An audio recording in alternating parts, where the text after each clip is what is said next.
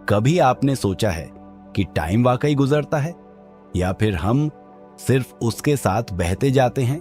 हम घड़ी को देखते हैं, सेकंड्स को गिनते हैं, लेकिन क्या वाकई टाइम घड़ी में होता है या घड़ी सिर्फ बदलाव को नापने का एक जरिया है?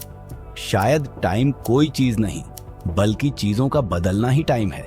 सुबह आंख खुलती है, रात पलक झपकते ही आ जाती है। कल जो पास्ट था आज यादें बन चुका है। और अजीब बात यह है, हम कभी टाइम को देख नहीं सकते, सिर्फ महसूस कर सकते हैं। हम पास्ट को याद कर सकते हैं, फ्यूचर की कल्पना कर सकते हैं, लेकिन प्रेजेंट को पकड़ नहीं सकते। लेकिन सवाल यह है, क्या टाइम वाकई मौजूद है या फिर यह सिर्फ दिमाग का बनाया हुआ एक धोखा है? क्या टाइम बाहर मौजूद है या सिर्फ हमारे दिमाग के अंदर? आज हम जानेंगे कि साइंस टाइम को कैसे देखती है और कुदरत टाइम को कैसे समझती है। आइजैक न्यूटन के लिए टाइम बिल्कुल सीधी लाइन था, पास्ट से फ्यूचर तक एक जैसी रफ्तार से चलने वाला। न्यूटन के लिए टाइम पूरे यूनिवर्स में एक यूनिवर्सल क्लॉक की तरह था, जो हर जगह हर किसी के लिए एक जैसा चलता है। लेकिन फिर आए एल्बर्ट आइंस्टाइन। आइंस्टाइन ने कहा, टाइम सबके लिए एक जैसा नहीं होता। उन्होंने दिखाया कि टाइम और स्पेस अलग नहीं बल्कि एक साथ जुड़े हुए हैं। इसे कहा जाता है स्पेस टाइम। अगर आप ज्यादा तेज रफ्तार से चलें तो आपका टाइम धीमा हो जाता है। ये कोई थ्योरी नहीं बल्कि एक्सपेरिमेंटली प्रूव किया जा चुका है। सैटेलाइट्स में लगी एटॉमिक क्लॉक्स जमीन की क्लॉक से अलग स्पीड पर चलती हैं, और अगर आप किसी बहुत भारी चीज के करीब हो जाए तो टाइम और भी धीमा चलने लगता है। ब्लैक होल्स के पास टाइम लगभग रुक सकता है। वहां 1 मिनट दूर कहीं सालों के बराबर हो सकता है। ऐसे कहते हैं टाइम डिलेशन, यानी आपके लिए 1 घंटा, किसी और के लिए शायद सिर्फ कुछ मिनट।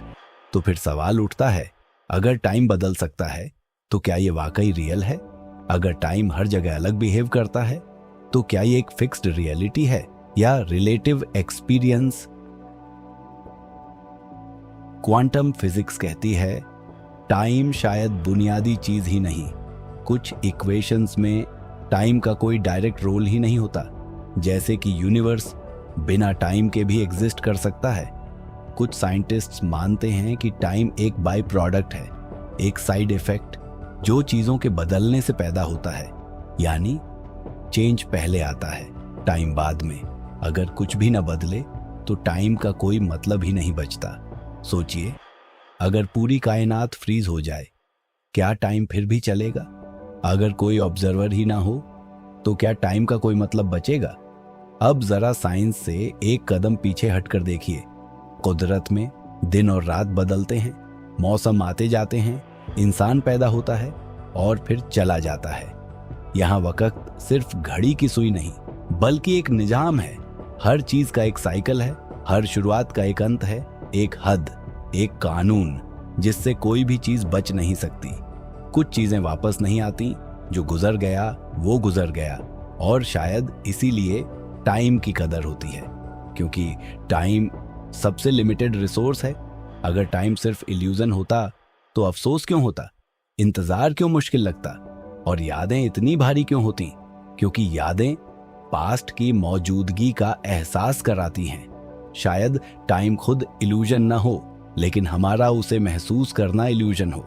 हमारा दिमाग इवेंट्स को सीक्वेंस में अरेंज करता है और हम उसे टाइम कहते हैं। टाइम शायद बह नहीं रहा, शायद हम खुद आगे बढ़ रहे हैं। शायद टाइम स्थिर है और हम उसके अंदर मूव कर रहे हैं। तो टाइम एक इल्यूजन है या एक हकीकत? जवाब शायद साइंस के पास भी पूरा नहीं, और शायद इसीलिए टाइम सबसे बड़ा राज है। एक ऐसा राज जिसे साइंस समझने की कोशिश कर रही है और इंसान महसूस करता आ रहा है। आप क्या सोचते हैं? क्या वक्त गुजरता है या हम गुजर जाते हैं?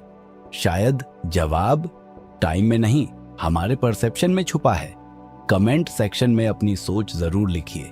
मिलते हैं अगली वीडियो में, क्योंकि टाइम को समझना शायद खुद को समझने जैसा है।